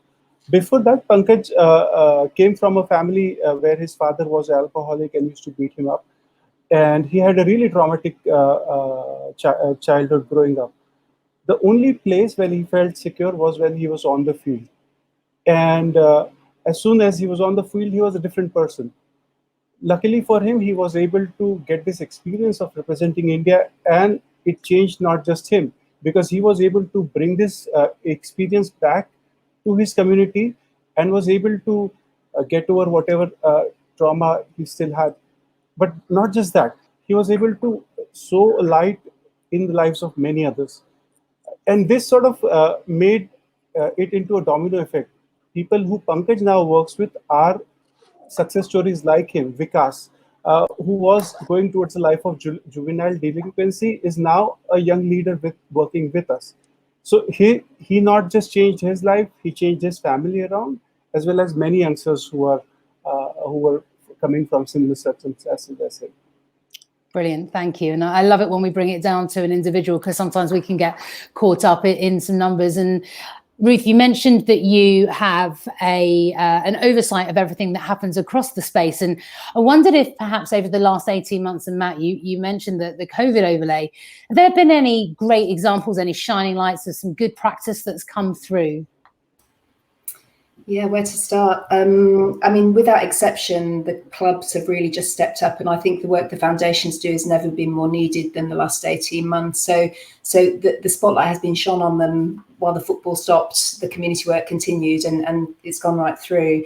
So that could be anything from really being creative and adaptable and taking sessions that were delivered in person onto online platforms, from active sessions, disability sessions that were done from people's chairs via Zoom, through to one-to-one mentoring with young people from high-risk, high-need areas. So they would do gaming, FIFA tournament online, but have that chance to chat with a young, relatable coach from a foundation, through to clubs becoming vaccination centres, prescription delivery, befriending, where club staff would be calling up older fans who might have been lonely or isolated, younger people as well. There was primary school projects, to a weekly challenge to write a letter to an older neighbour or member of the family. So really loads of really creative challenges, opportunities, adaptations to make sure that they continue to reach. And I think, just thinking back to that point about individual stories as well, one that I heard to bring it home, the impact that the clubs were having was about a young person that the foundation in question had worked with through the last 18 months before the pandemic, and they knew this was a young person who was in need, and he came to the sessions and he really got a lot out of it. It was that he became a leader and a role model to others. But through the pandemic, I think club staff got an extra insight into what might be going on. They went behind the doors, they went into the living room via the screen perhaps, and the level of deprivation that some of the young people were experiencing at home, which they didn't maybe realise, because when they came and played on the pitch, they became another person. They said that they had that family feel. And there was a club that they ended up doing not only food parcels, but also they got to this young person's home and found that they had 2 sets of plates and cutlery for the whole family. And one of the young people wasn't sleeping in a bed. He was sleeping and sharing a kind of sofa with a neighbour. So that foundation then was able to extend its support not only to the delivery for the sessions, that sense of belonging and being part of that football club, but also provide some basics that family really needed at a time that they really needed them. So I think we thought we had a good insight as a network into the challenges that people were facing, but I think the pandemic has really exacerbated a lot of those, particularly for the most marginalised or disadvantaged young people and communities. So it's been incredible to see what foundations have done, but also I think what we'll do coming out of this is just absolutely more of what's been going on. I'm sure Matt's had similar experiences. Thank you for sharing that and really, bringing to life actually the impact of this, as I said earlier, to those that already had far less. And clearly football-based NGOs around the world have had to evolve and change, not only over the last 20 years, but in the last 18 months where the whole world has changed. And Abhijit, I've had the great good fortune to work with you and your team and really see you over this period of time. And I know that many have been affected personally, and yet you have continued to serve the most disadvantaged communities within India. And I just wondered if you might share with us a little bit around some of the adaptations you've made and some of the things that you've done over the past 18 months that have been really different but really needed. So, COVID hit, and just like everybody else, we were very unsure to begin with. No plans, no nothing. But once our beneficiaries started reaching out to us, we exactly knew what we had to do. It was addressing whatever was coming our way. And that was during the first wave of COVID. If you're aware, we also had a recent second wave. So first wave, we were pretty late to respond to most of the needs of our participants. We were able to provide ration kits, hygiene kits, financial help to some extent. And then we were hit with a migration crisis where people were traveling across miles and miles and hundreds of kilometers just to reach their home safely. During that period of time, we were able to organize to a limited extent some transport. To those who we couldn't, we were able to give some sports shoes so that they could walk their way home, water packets and stuff. So it was it was doing whatever we could initially. During the second wave, it was more like it was more concentrated. Luckily, before the wave set in, we were able to access oxygen cylinders, so we were able to help our particular communities, especially because there was nobody coming to help the poor in India. So we were in a position, in such a good position that we were able to help them. So one of the things I have realized is that, and I say this with all of humility, is that the people who give don't necessarily have the most of resources or money. They are the ones who are willing to give. And I have seen this over and over again with my staff, who actually do come, most of them come from slums, and they were the ones who were willing to go out and help others. So this is one thing I became increasingly aware and increasingly proud of, to say that they were able to help and build bridges, and we were able to reach out to many people who we wouldn't have otherwise been able to touch. I mean, if that doesn't bring to life Danielle's quote of leadership is about taking action on something, I don't know what does. So thank you for sharing that, Abhijit.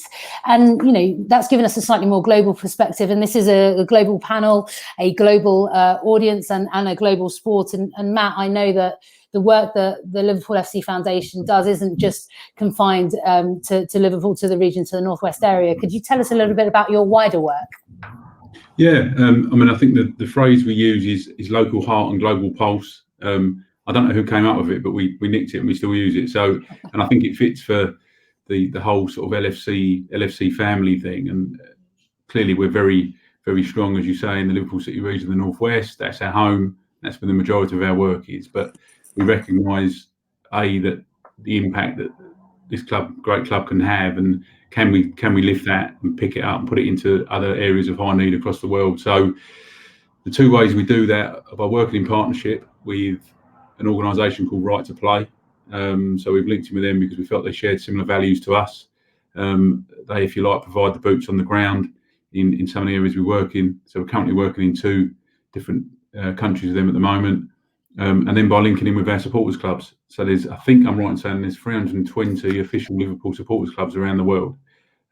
So we try and work with them as regularly as we can, but we have an annual weekend or week of action called This Means More Challenge Week. This Means More Challenge. And last year we saw the group in Myanmar delivering workshops in children's homes. We saw the group in Mumbai collecting food for local orphanages. We saw beach cleanups. We saw trees being planted. It was unbelievable. It was real sort of tear in the eye type stuff. And it's all about mobilising those fans because they've got such a passion for this club. And it's very similar to the work in some respects we do at home. but it's just been able to do it, as you say, on that global scale. So admittedly, that is slightly different here to some of the other clubs where I've worked, because that's tended to be more of a real sort of localized effort. But yeah, it's the appeal of Liverpool is one of the things that naively it surprised me when I first was fortunate enough to go overseas with the club. The passion of the fans, doesn't matter what country it is it's mind blowing. It's to see. I saw there was a group of fans that had driven around 12 hours to take part in a coaching clinic. We did an American part of the tour, and I assumed they were coming to the game as well, the pre-season game. They weren't. They just come for the coaching. So I did feel for them. I felt they must have been quite underwhelmed driving all that way and meeting me. But the fact that they have that passion and commitment to the club, just to have that touch point with the club, just goes to show, as I say, that commitment and that connection. Absolutely. And I would drive that many miles for that club as well, I have to say. And so, Ruth, you've got this network of clubs that are doing incredible things off their own steam, as well as supported by you guys. What's happening beyond the clubs? What other investments are happening? What exciting things are going on? I've got a couple of exciting things that I'm happy to share, but actually the point Matt was just making about how far people drive for the Liverpool badge or brand.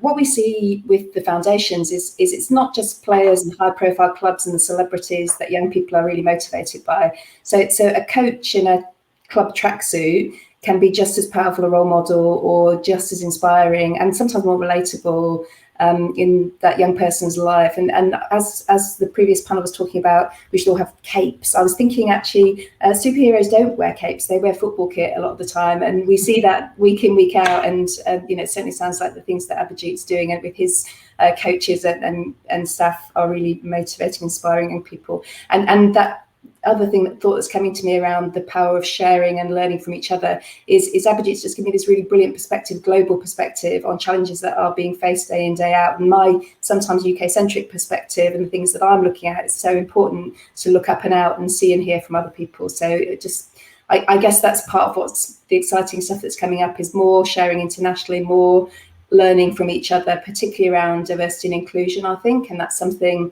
we've seen through the pandemic.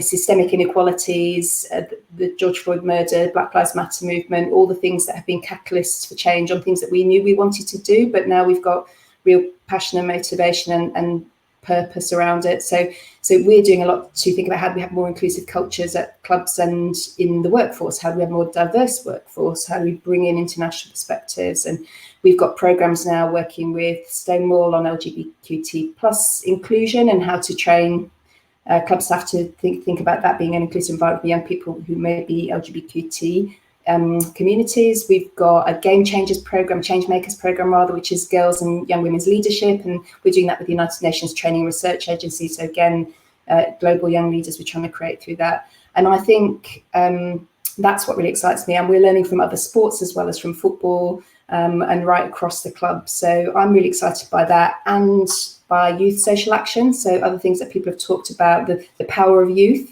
We're listening to young people more than we ever have. We've got a youth summit coming up this August for the first time. And I think, just the England team and what's been happening for us, thinking about the Euros and so on.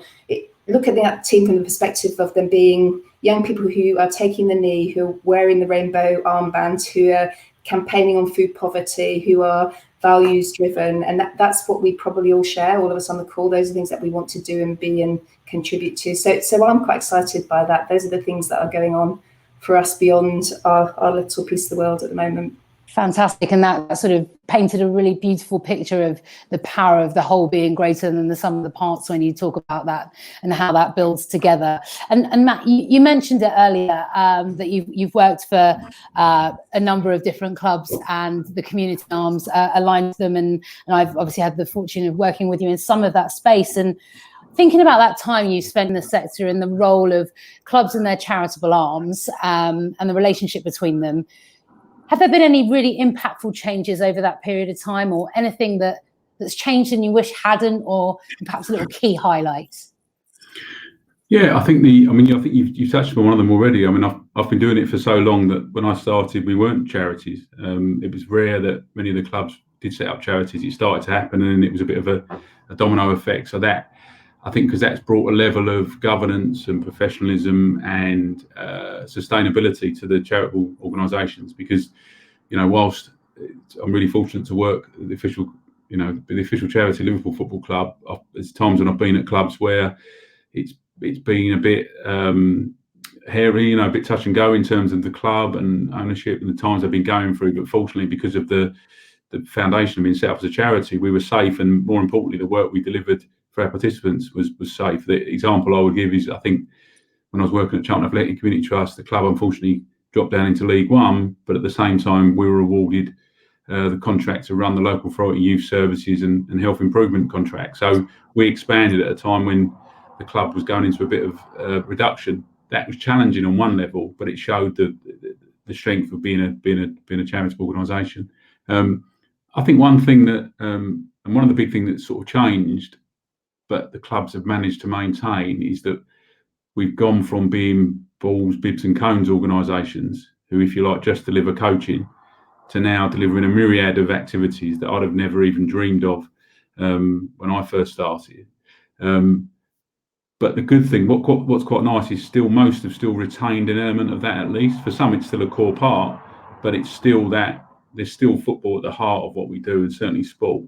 But I think, you know, Ruth touched upon it there. I think the gender balance on our programs is roughly 50-50, and that's about the football offer, but also about the other wider offer that we deliver. I think we're working in partnerships with about 16 different sports clubs, so not football, but different sports in the Liverpool City region. So using again the Liverpool brand to engage young people into sport and physical activity, not just football. So I think that evolution from being a group of football coaches when I started at Charlton Athletic, that's what we were, to a group of multi-skilled practitioners, be that youth workers, be that health professionals, be that teachers, be that, and I think all of that common goal, as Ruth said, using the tracksuit or the football club badge and the Premier League badge, or, you know, wherever it might be in the world, to open that door and engage and make a difference.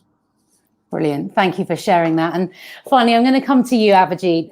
We're talking about a global landscape, and it would just be remiss of me not to ask you a little bit about a blockbuster Bollywood film that is due out soon about your father and his founding of Slum Soccer. It's got one of India's most famous actors in, Amitabh Bachchan, and my parents know that I've never seen a Bollywood movie, so that the fact that I know that is a big deal, by the way. And that's going to shine a light on the incredible impact that Slum Soccer has had and continues to have. So perhaps you could just let our audience know, when's the movie coming out and what your hopes are for how it might help you do what you do to an even greater extent than you already do it. It's actually funny that we've been operational for almost 2 decades now, and we have several international awards, including FIFA Diversity in 2016, and yet the visibility around our work was minimal. And it is still to a certain extent where we have to sort of start with the movie story sometimes when we have to introduce ourselves. But in India, we have a saying. So if you make it in Bollywood, make it to Bollywood, you've made it everywhere. And I hope that this movie helps us reach out to masses. Having the biggest star portray our founder and tell our story is actually a dream come true for us also. We hope that this film works out, it helps our work get recognized, and that we are able to impact many more lives. That's my biggest hope. I also feel that the attention to grassroots football is what I'm actually hoping happens just as much as it gets us the attention. I think there's a whole lot of activities going on throughout India. It's not just us. There are many organizations like us who are working, and I sincerely hope that this movie brings attention to all of the grassroots work that is happening apart from just Slum Soccer.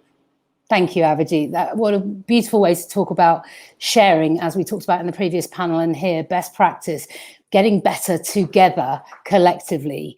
The movie is called Jahand, and I think it's due out next month. It's had its delay just by a month.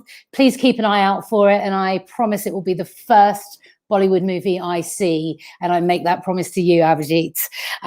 It truly has been a real honor to have three people I really look up to in the industry on this panel with me. So thank you to Abhijit, to Matt, and to Ruth. Give them a huge thank you in the chat channel. Thanks. Thanks, Radha. All right. Wow.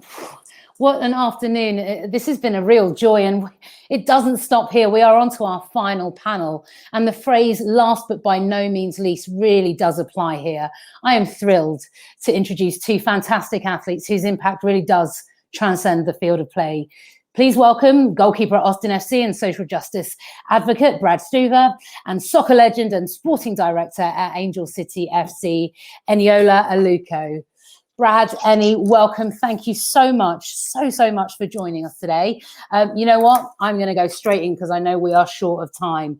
You have both played football and continue to play football at an elite level, but you've always gone beyond your playing responsibilities on the field of play to advocate to the things that are important to you.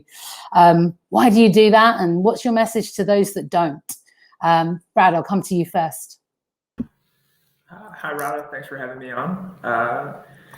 Yeah, I mean, for me, being a professional athlete has been a dream come true. So being given the platform that I have, I want to be able to do as much good as possible. With so many eyes on our sport, with so many eyes on athletes, I think it's important for us to be able to give back to the communities that allow us to play the sport that we love for a living. We couldn't do this without the fans. We couldn't do this without the support. And for me, I just want to give back to the communities that allow me to do this. Fantastic. Thank you. Eni, what drives you? Well, a lot of things drive me to play football, and I think essentially it is about the community. It's about connecting with people. It's about bringing people together. It's about inspiring people to be the best version of themselves, and it's about inspiring people, young girls and boys, to believe they can do it. You know, I never grew up thinking that I would become a professional footballer, play for England, and do such amazing things in my career, and I did it. So I feel responsible to talk and speak up about, you know, the realities of life, but also to inspire and use my platform to allow people to become the best version of themselves too.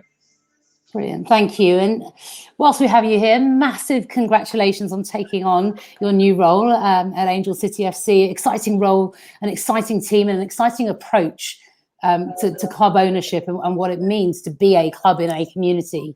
I'd like to ask you what made you join such a new project, but as I describe it like that, that's a rubbish question. So I'm not going to ask you that question because it's clearly wow. But I recently watched the brand reveal video for the club, and I loved it. And I loved the way that LA and the LA community are at the heart of things, and that the crest itself has the club's values as its foundation. And thinking about that, as sporting director, how do you plan on taking that culture into the playing space for the players? What are your expectations of them? Is athlete activism going to be baked into your DNA as a team as well? Well, I think athlete activism essentially is a choice, right? Like, you know, some athletes want to be more public about the causes that they care about, and some want to act and don't say anything publicly, but equally they're very active. Like, I'm okay with either. So I think to say that we're going to build a culture based on athlete activism is too generic, because ultimately it's down to the athlete. And my job and the job of the staff will be to support every athlete in them as a person and support their backgrounds. What I want to build essentially is a diverse and inclusive team, a team that reflects people from all over the world, a team that's reflective of people from LA and in California, and you know, to celebrate people. Players, I think sometimes in professional sport, in high performance sport, players get lost, and people forget their people, right? And actually it's about the celebration on the field of people and people from diverse backgrounds. A gender balance is really important to me. So that's what I want to build. And if you're winning and doing that, it's even better. So I'm excited to build that. Absolutely. And that when I look back and I reflect on where I'm most moved by sport, yes, it is what happens on the field, but it's also when I hear the people stories. It's the people stories I've heard today. And Brad, as a person moving to a new city, you know, this is your first year in Austin. Everything that I see, that city has embraced you. And that's, you know, absolutely your performances on the field of play give you the space, but it's also, you know, the way that you are within the community. And how do you look to make an impact in a new community? And what's your experience been like so far? Yeah, Austin has been great. I mean, ever since we stepped foot here in Austin, my wife and I felt like we were part of the city and part of the community already. It all kind of started when we had the winter storm about a month into when we were here, and the entire community rallied around, and us as a new club, we hadn't even stepped foot on the field yet, and we were able to raise money to go to people that were without water, without power, without shelter. And I thought that was extremely powerful because we hadn't even played a game yet, and the entire community was rallying around this cause. So for me, it was just great to see that this community not only were so excited about the new team and the sport, but they also wanted to look out for one another. And it's a close-knit community that takes care of one another. And it's been amazing to see. Brilliant. And perhaps you could tell us a little bit about some of the initiatives that you engage with, whether that's you individually or as part of Austin FC, the MLS space. Which ones, you know, do you get out of bed and think, oh, I cannot wait to go there today to meet those real people? So my wife, Ashley, and I have been working with two different initiatives since our time in Columbus. One of them is called the Laundry Project, which is one where we fundraise money, go into a lower income neighborhood, and we pay for laundry services for anybody that walks through the door for 2 to 3 hours. We try and do 3 to 4 projects a year. And then the other one that I've gotten involved with is Athlete Ally, which focuses on the LGBTQ plus community within sports. Those are two that I've been actively involved with, but with each different team, they've had their own branch of charity work. So here in Austin, it's the 4ATX Foundation, and I'm getting to know what they're doing in the community and looking forward to spending more time at their events. Brilliant. Thank you. And any, you know, you mentioned there about, you know, taking a player-centric, a person-first approach to things and allowing people to be the best they can be. And we've got lots of teams that are on this call and that are listening in. And as someone that was a player as well, what do you think teams need to do to give space to both a player to be a person as well as that person on the field of play? Are there any particular things that you think make that more possible for you? Yeah, I think essentially, I think it's treating people like people, right? I think, you know, often athletes are treated as assets and liabilities. And when they hit a certain age, it's like, oh, you're not worthy anymore. You know, in football, the sort of this magic age is 30, and all of a sudden you're sort of a depreciating asset. When actually, if you look at the person, that person might be thriving at 30. So we've got to dig a bit deeper of how to motivate people, and happy athletes and happy environment means happy athletes. So creating environments where people feel at home. Speaking to athletes, being honest with them and saying, okay, you're not playing this week, but here's how we're going to work together so that you're playing next week and the week after. A lot of the time, you know, the coach or people in organizations go, oh, they're not worth it anymore, so we won't talk to them. You know, it's being a little bit more people-centric about our behavior in high-performing environments. It doesn't mean it's nicey and we're not going to get results, but it means that in the process of trying to get the results, we're treating people as people. We're understanding the emotions. We're tapping into why people do it. You know, some of the players I'm recruiting are going to be coming from the other side of the world. Like, I need to know why. I need to know what they're leaving behind, their families, you know, how much they need to talk to their family to be happy. Like, that's the stuff that's really important to people. And that's things I think need to be brought more in high performing environments. And I guess with that understanding of the person, the understanding of the why, the purpose, the drive, creates the space so that when things happen in the world and that person wants to speak out, that perhaps they know that they're in an environment when they can do so, I guess. And you've spoken out plenty of times, and I have cheered you on every time, and I will continue to do that. And I wondered, you know, where your thoughts are around, you know, the next 12 months, given everything that, not just in the past few days, but over the last 18 months. What are your hopes for what could change over the next 12 months? And are there any key organizations, players, initiatives that you've come across that you think could really help us make a difference as we, you know, elevate the voice of athletes to make an impact? Yeah, I think the last 12 months have been obviously really difficult for many people for many reasons, obviously largely because of COVID and the world sort of, you know, being turned upside down. I think we've seen certainly in the area of, you know, race relations, we've seen a lot of progress being made in terms of, you know, people collectively having difficult conversations and understanding, okay, how can I make this better? I think obviously in sport, you've seen, you know, in football, you've seen the England team kneel, and you've seen kneeling in the professional game, which is admirable and commendable and brave. But I think it's really disappointing that after kneeling for 12 months, we're still here talking about players getting racially abused. So my question is, what has changed? And I think we really do need to dig into now, how do we change this?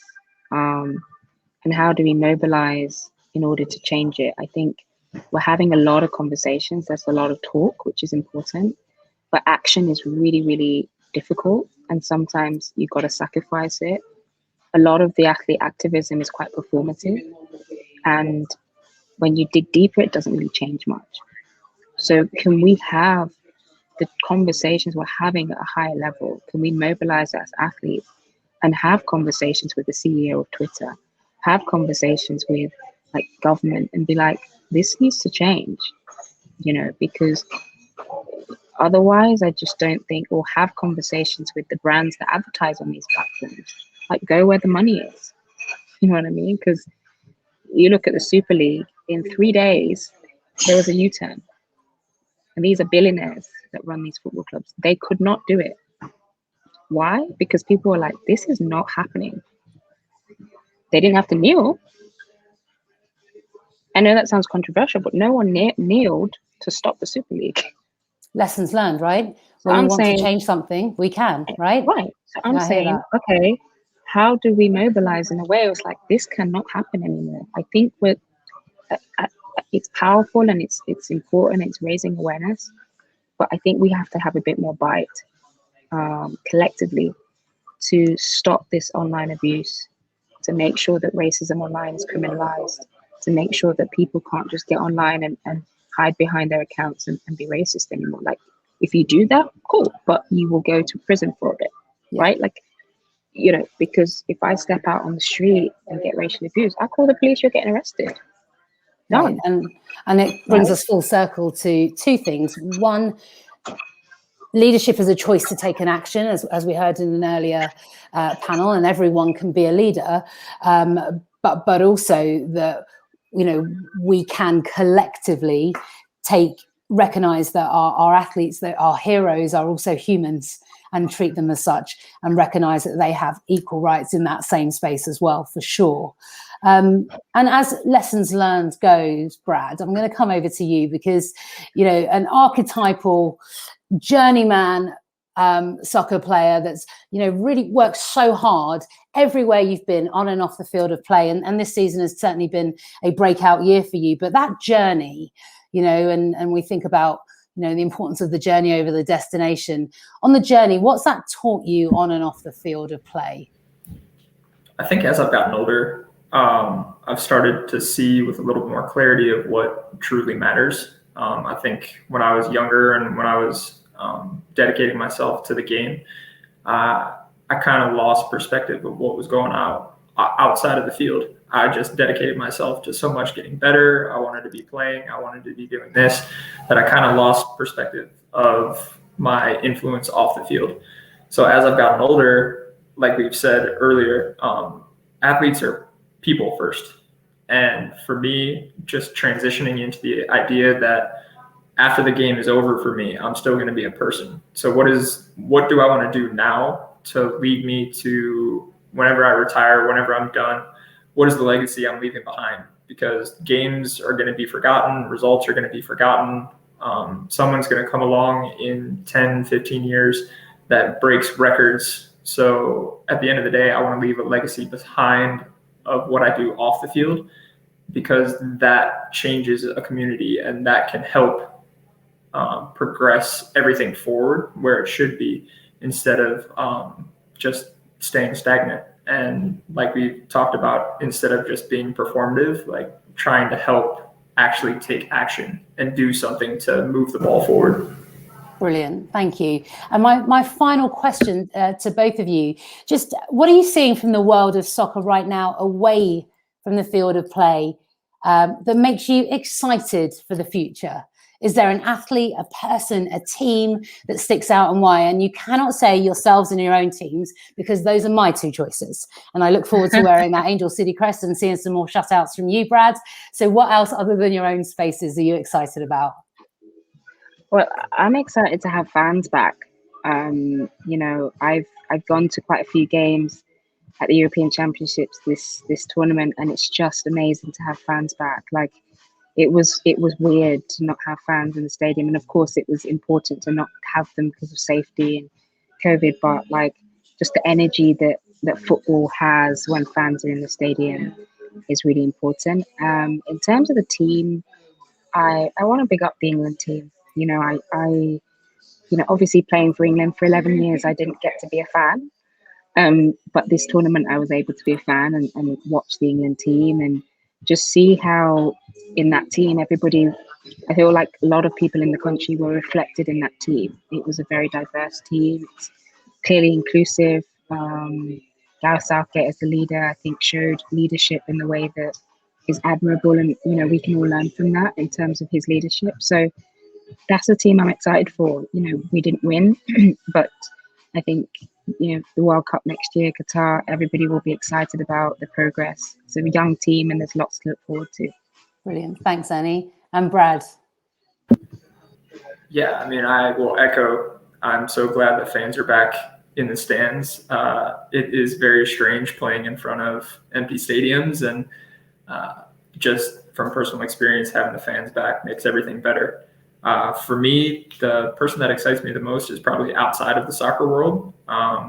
Naomi Osaka has been someone that I've been paying attention to for the past several years now. Just the way that she uses her platform and takes a stand for what she believes in at such a young age. I know when I was her age, it was very difficult for me to verbalize what I wanted to see in the world. So just seeing her take a stand and kind of take on the establishment by herself and not care about her sport as much. And I mean, for me, I love what she's doing and I love following her journey. Brilliant. Thank you. It has honestly been a huge pleasure to speak to both of you today. Any huge luck for your new adventure, and I look forward to following it. Brad, good luck for the rest of the season, and just thank you for the ongoing work you do wherever you land with your team. Really grateful to have you both with us here today. Everyone, a huge thank you to Brad and to Annie. Thank you for having me. Thank you. Wow, what an afternoon. A huge thank you to Brad, to Annie, to Major League Soccer, of course, for supporting us, to Women in Soccer, to all of the speakers that have joined us today. A huge personal thank you to the Beyond Sport team for putting the event together and just essentially giving me a chance to speak to people that I think are incredible all afternoon. And if we think about everything we talked about this afternoon, it comes down to that one thing. It's people. You know, all of us as individuals can take action. And yet when we collectively share what's worked, what hasn't, what's needed, where we can help each other, we can make things change. And if things aren't changing and we're not getting a seat at the table, well, I guess, you know, we build a new table. And I think we can do a little bit of both here. We'll build something new, but we'll also make sure that the table allows everyone in on it with us together, with space to have what they need. please keep in touch with us here at Beyond Sport, at Beyond Sport, #Beyond Soccer. Let us know what you enjoyed about our session today, but stay in touch with what's going on, because we've got some really cool things that we hope will support you as the global community. Finally, a huge thank you once again to our supporters, Major League Soccer, our official partner, Women in Soccer, every single one of our speakers, but a huge thank you to all of you for joining us today. It's been a huge pleasure for me to be here. My name's Radha, and this has been Beyond Soccer.